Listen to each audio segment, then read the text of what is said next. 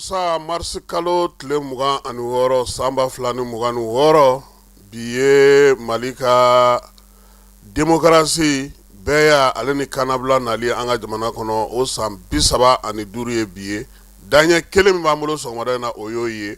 Kuma tɔ bɛɛ lajɛlen na munumunu o kɔnɔna na. Falaye Keyita bi yan yaasa k'a bila bɔlɔlɔ sira fɛ sɔɔni san an b'an kari a kuru la.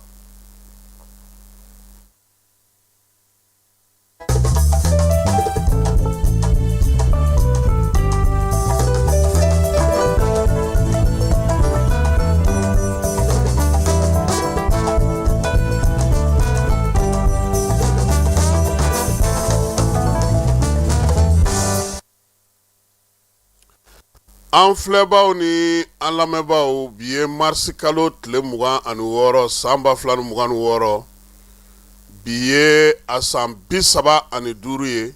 Musa Tarawele ka fanga o binna wulikajɔ senfɛ, wulikajɔ min ni a wuli yɔrɔ janyana kosɛbɛ.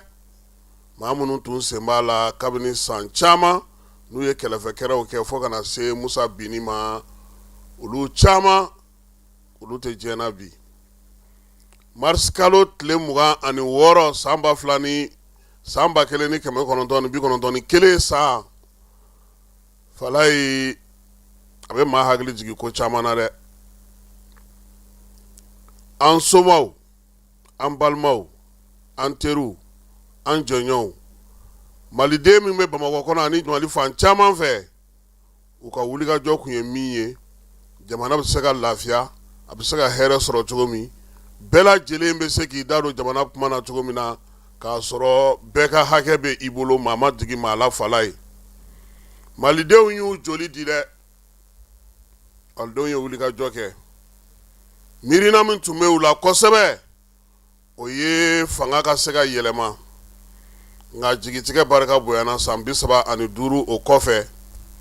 Bi an bɛ se k'a fɔ minnu yɛrɛ ye démocratie ŋanabaw ye, fanga nɔfɛ nata, fanga marali, fanga jasoli, k'a kan ta ye, o y'a to olu yɛrɛ fɔra ɲɔgɔn kɔ. Falaye ko bamananw ko ten, n'a ma sigi ɲɛna a bɛ sigi kun kan. Nin ko in sigira minnu yɛrɛ ɲɛna olu tilala k'u sigi ɲɔgɔn kan yan. Falaye bɛnkan minnu bɛ u ka tɔn kɔnɔna na u y'olu sɔsɔ, maaninfinw ka hakɛw u ɲinɛna olu kɔ. Misali fitininw Falaye n bɛ olu de d'i ma bi. Musa bɛ bi tuma min, Musa yɛrɛ n'a ka gouvernement mɔgɔ faralen ɲɔgɔn kan Falaye o tun tɛ maa 20 bɔ. Premier ministre tun tɛ o waati. Nka Musa bin kɛlen jɛkulu fɔlɔ min sigira o kɛra maa 25 ye. Bɛɛ ko n ka parti mɔgɔ ka don, n ka association mɔgɔ ka don, a kana kɛ an kɔ, an sen ka ye a la. A nana kɛ sa jɔyɔrɔ ɲini.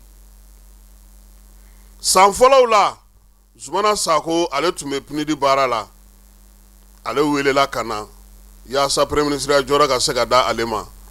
Falaye bɛrɛbɛrɛli tɔ minnu tun b'an fɛ yan, jɛkulu minnu ye wulikajɔ kɛ an fɛ yan, u ye min da Zumana Sako yɛrɛ ka fɔlɔ furancɛ fanga kɔnɔna na kalo 14 ani Amadu Tumani Ture, i b'a fɔ ko ayi, a y'a teliya a k'a d'an ma, hali n'a ma ɲɛ an yɛrɛ b'a tɔ ɲɛnabɔ.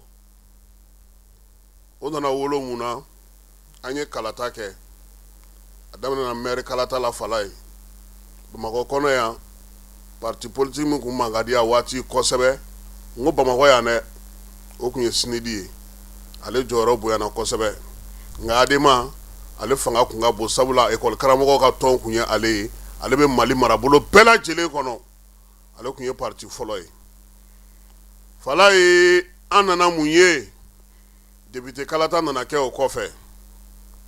Minnu yɛrɛ tun bɛ